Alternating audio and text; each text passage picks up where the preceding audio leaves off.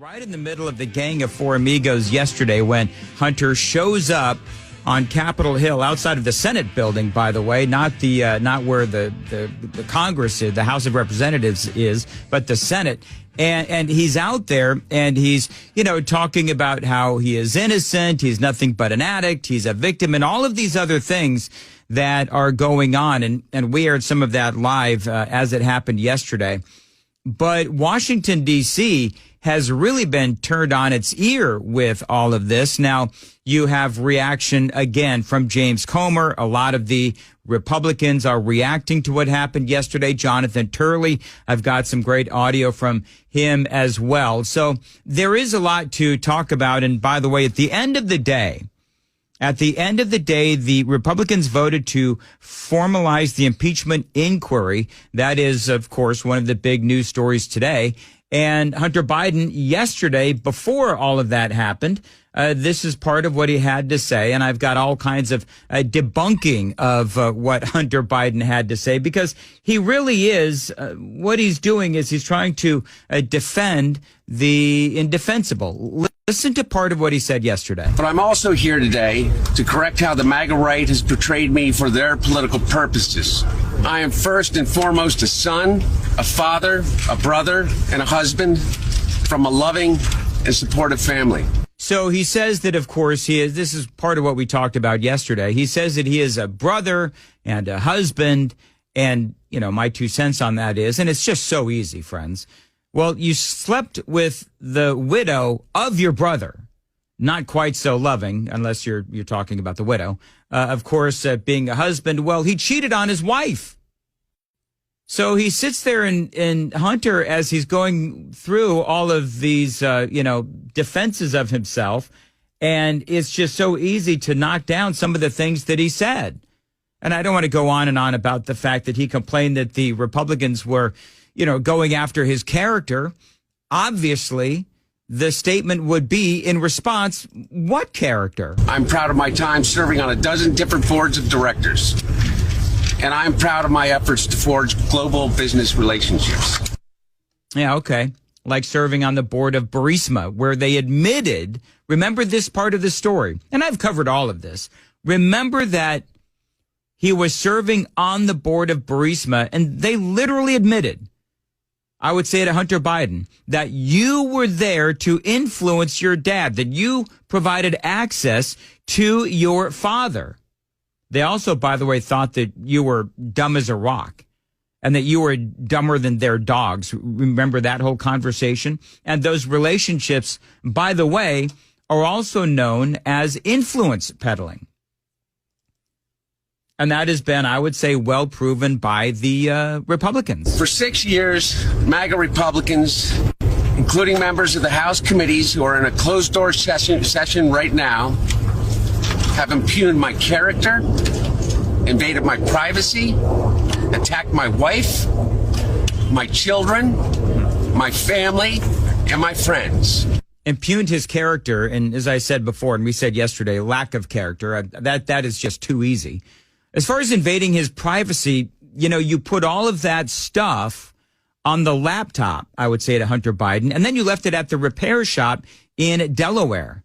So I don't necessarily know if they invaded your privacy or if you basically destroyed any notion of privacy by leaving all of that personal stuff on that laptop computer and leaving it at the repair shop there in Delaware. And I'm not sure about the attacks on your wife and your family and your friends, but your family does include Joe Biden. And by the way, your family has also been reaping the rewards of this influence peddling that you've been engaged in. I don't know about your children. I have no idea. You know what I would say to Hunter Biden about your children? I feel sorry for your children because your children have seen a train wreck of a father. But this here is one of the big statements that he made yesterday. My father was not financially involved in my business, not as a practicing lawyer, not as a board member of Burisma, not in my partnership with a Chinese private businessman, not in my investments at home nor abroad, and certainly not as an artist. No, certainly not. Not as an artist. Although, remember the woman that bought all of those paintings, or a lot of those paintings from Hunter, turned out to be a big donor to Joe Biden. But I guess the big question is, how did all that money end up in his pocket? That is the bottom line. You know, he was talking about how the Republicans have been attacking his family, his friends, and so forth. Well, listen, what I would say is that your friends and your former business associates have been dishing on you. Devin Archer, to name one, your ex-wife, to name another. And they've all basically said the same thing, which is that, number one, you have no character, and number two, that you were engaged in different levels with influence peddling. And that's what Devin Archer said.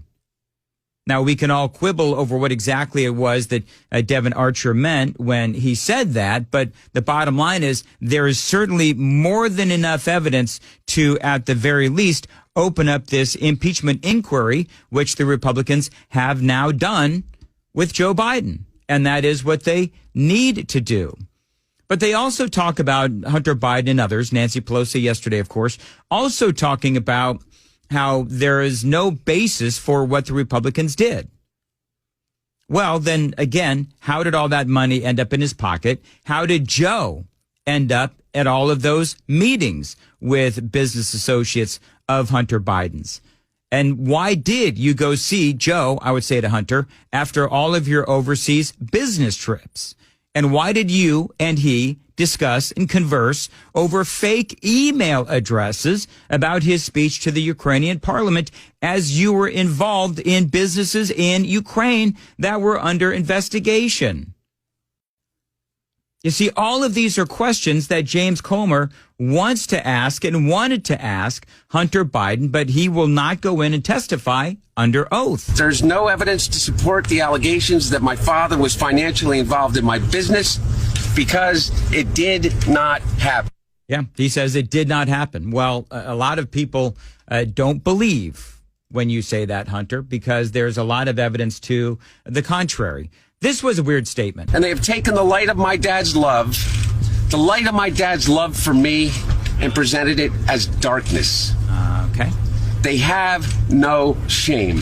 Okay. Says the guy who has clearly no shame. Just look at the laptop as evidence. There's a lot more, but coming up next, I'm now going to shift to the reaction from Jonathan Turley, from Joe Biden himself, and from James Comer and others as far as what Hunter Biden did, which basically he came in and he said, I'm here and I'm here to testify in front of, America and the world. Well, that's not what the subpoena was all about. The subpoena that he has now defied, this subpoena, well, that was a requirement for him to go in and testify under oath behind closed doors so that they could get some answers to the questions like, who is the big guy and why is he getting 10%? Well, that big guy is Joe, and he was getting 10%. But Hunter Biden does not want to testify under oath. A lot of folks are saying that they've never seen this kind of theater, if you will, in Washington, D.C. By the way, I would disagree with that assertion. We see these kinds of things all the time. But one of the things that he said, Hunter Biden talked about, was James Comer and how James Comer has been trying to destroy his life. Here I am, Mr. Chairman, taking up your offer when you said we can bring these people in for depositions or committee hearings, whichever they choose. Well, I've chosen. I am here to testify at a public hearing today to answer any of the committee's legitimate questions. Republicans do not want an open process where Americans can see their tactics. I'm here. I'm ready. And with that, I'm here. I'm ready, Hunter Biden said. And then he and his lawyers got into their big black fancy SUV and they drove away. See, if he really wanted to make this a spectacle, he would have walked right into the House of Representatives and he would have said, I'm here to testify. Let's go. If he really wanted to. But instead, what he chose to do is he chose to drive away.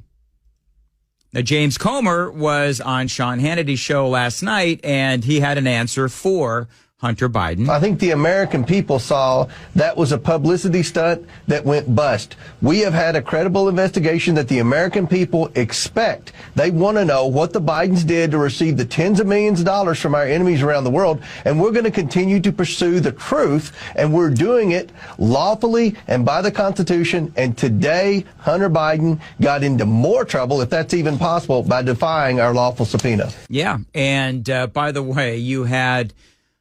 Cringe Jean-Pierre was asked about this whole notion of defying a subpoena. Because remember what Joe Biden said. Remember way back in, I think it was 2020 or 2021, when he was asked about defying a subpoena. What's your message to people who defy congressional subpoenas on the January 6th committee? I hope that the committee goes after them and holds them accountable. Should they be prosecuted by the Justice Department? Yes. Yeah, okay. So Joe Biden, in that soundbite, said that people who defy subpoenas, like Hunter, should be prosecuted, should be held accountable. Well, Corinne Jean-Pierre was asked about that statement yesterday. This is what she said. Republicans say that they have to take this vote formalizing an impeachment inquiry because the White House is stonewalling them. What's your response to that? The White House is stonewalling the House Republicans who have been really pushing this impeachment without any evidence, without doing this political stunt. I mean, that's what they've been doing over and over again. And we have said it. Other Republicans have said it. There's no evidence here. There's not. So she says there's no evidence, and she also did say that President Biden, she said that, yes, he did say that, acknowledging that he said that someone who defies a subpoena should be held accountable, but then she wouldn't take that further to say anything about Hunter Biden. She said, I'm just not going to talk about that here. The other thing that she said, and you heard that in the soundbite, was that there's no evidence. Well, what I would say to that is, isn't that what the formalization of the impeachment inquiry is all about, is to build that evidence? But, you know, today is an obvious example of the Biden's family stonewalling, because you did have now Hunter Biden refusing to testify. I mean, doesn't that seem to be like the ultimate in stonewalling? It does to me. And so, yeah, for me, for Cringe Jean-Pierre to say there's no evidence, there's a lot of evidence. Whether or not she refuses to acknowledge it or believe it or accept it, well, that's on her.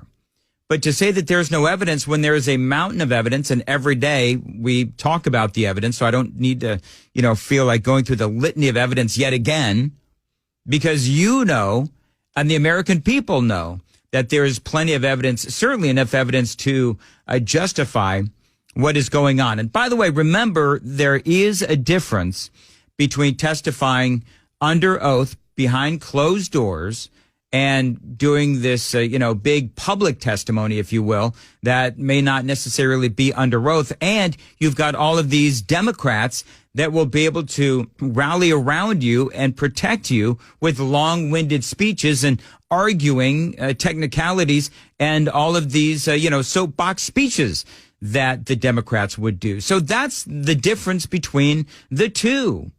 The difference is that James Comer wanted a substantive discussion and substantive questions to be answered. Hunter clearly does not want that. Now, what does Jonathan Turley have to say about all this? He was on Fox News. But I got to tell you, even though Washington is known as a theater of the absurd, I've never seen anything like what we saw with Hunter and his lawyers today. I can't come up with a legal rationale for what they did. I mean, he effectively engaged in legal self-immolation. I mean, you had two choices today.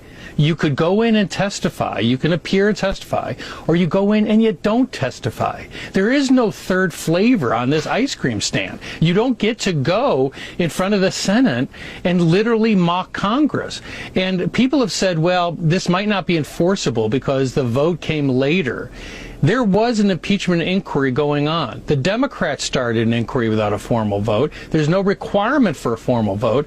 But more importantly, the subpoena came from the Oversight Committee, which has independent subpoena authority. So in my view, he's in flagrant contempt of Congress.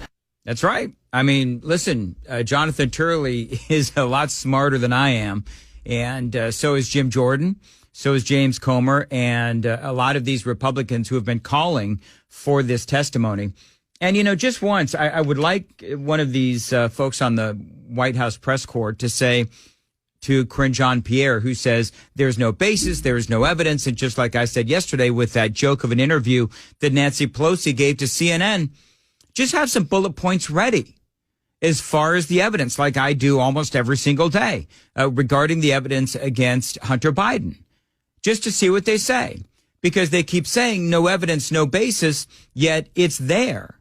But then they'll say, well, I don't want to talk about that here. Well, okay, but you can't on the one hand say there's no evidence, there's no basis, and then not be willing to at least hear and discuss the evidence and the basis for this impeachment inquiry. It is 5:23 on Nashville's Morning News.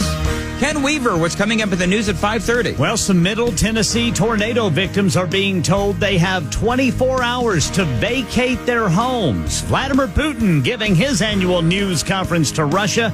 And some gummy bears made kids sick at school. We'll tell you why at 5:30 on Super Talk 99.7 WTN. All right, thank you very much, Ken. At 5:24, Nashville's Morning News on Super Talk 99.7 WTN. By the way, at 6:35, looking forward to this. I always look forward to speaking to our friends from the Heritage Foundation. Hans von Spakovsky will be joining us. I think this is a pretty big victory for Donald Trump because the Supreme Court has now agreed to hear the former president's appeal on whether or not he has presidential immunity regarding Jack Smith's investigation of him, again, regarding all of the things that transpired on January 6th. So now basically Jack Smith's investigation and Trump's trial has been paused until the Supreme Court has their say on whether or not Donald Trump has presidential immunity when it comes to the events of January 6th.